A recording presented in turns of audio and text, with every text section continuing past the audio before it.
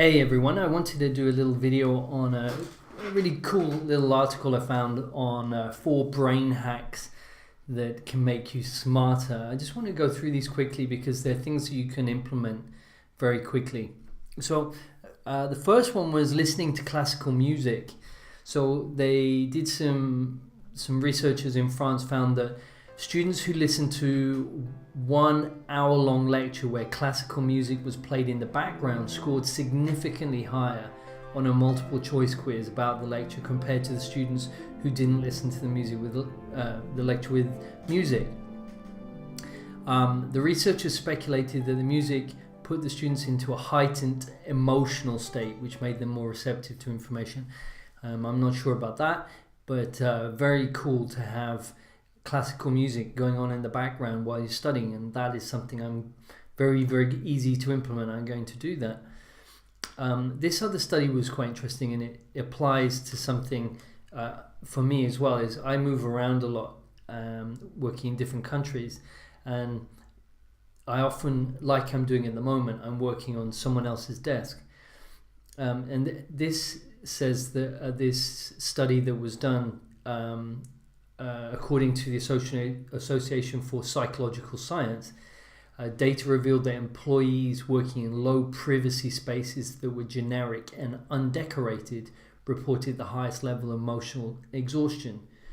The researchers speculated that when employees personalize their workspace, they consciously or subconsciously take comfort from the items they surround themselves with at work. And this in turn helps employees maintain emotional energy in the face of work stresses and distraction. So what they're saying is hang some family photos, or put some things that you recognize. I think that's really cool, and again, it's something I can use very quickly.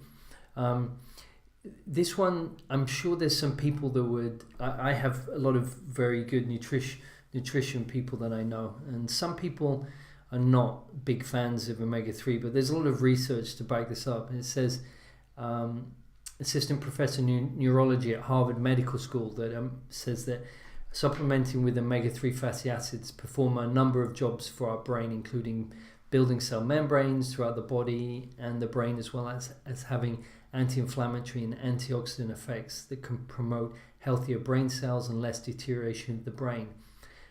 So it's anti-inflammatory and antioxidant. It says just eat more fish, which is very cool. Good nutrition is really important. I'm quite a big fan of keto.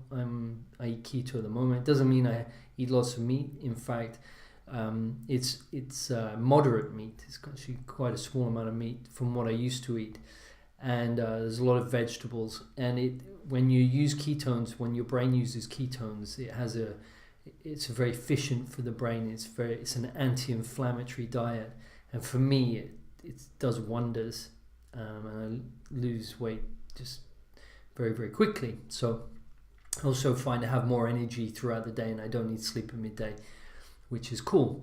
And the last one was creating a memory palace. So I don't know if you've seen Sherlock Holmes, where he goes into his mind palace, where he can find information from the recesses of his brain. This kind of memory palace or mind palace is a simple technique that dates back to ancient Rome and Greece. The memory palace technique, also known as the method of Loki, is a method of memory enhancement which, according to Wikipedia, uses visualizations with the use of spatial memory, familiar information about one's environment, to quickly and efficiently recall information. So what they say is create a layout of a building or a town in your mind. Choose a place that's very familiar to you, like a shopping mall you frequent or your childhood home, for instance. Visualize a route for your memory palace. So instead of just visualizing a house, you picture how you would walk through it. Then identify specific locations to store information. You'll store each piece of information you want to remember in a specific location, such as the medicine cabinet in the upstairs bathroom, behind a picture frame above the bed, and so on. After practicing, the idea is that you'll be able to walk through your memory palace whenever you want and pluck information easily from wherever you've hidden it. So that's a really cool idea. It's something that I'm using imagery to understand words because of my dyslexia, and I'm actually doing an intensive course in London in January where I'm going to be studying that more. And so it sits really well with me. And just talking about it, their description was a little bit confusing. I'd have to read it a few times just to really think about it. But I have studied a course called Mindscape, where you create this clinic in your mind to work with people.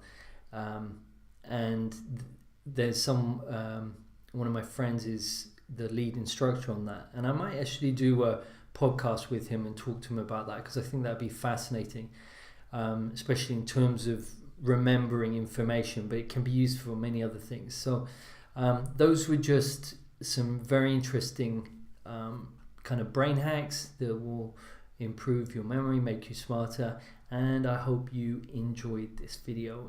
Please press like if you've enjoyed the video, and smash up the subscribe button. That would be brilliant, and thank you very much.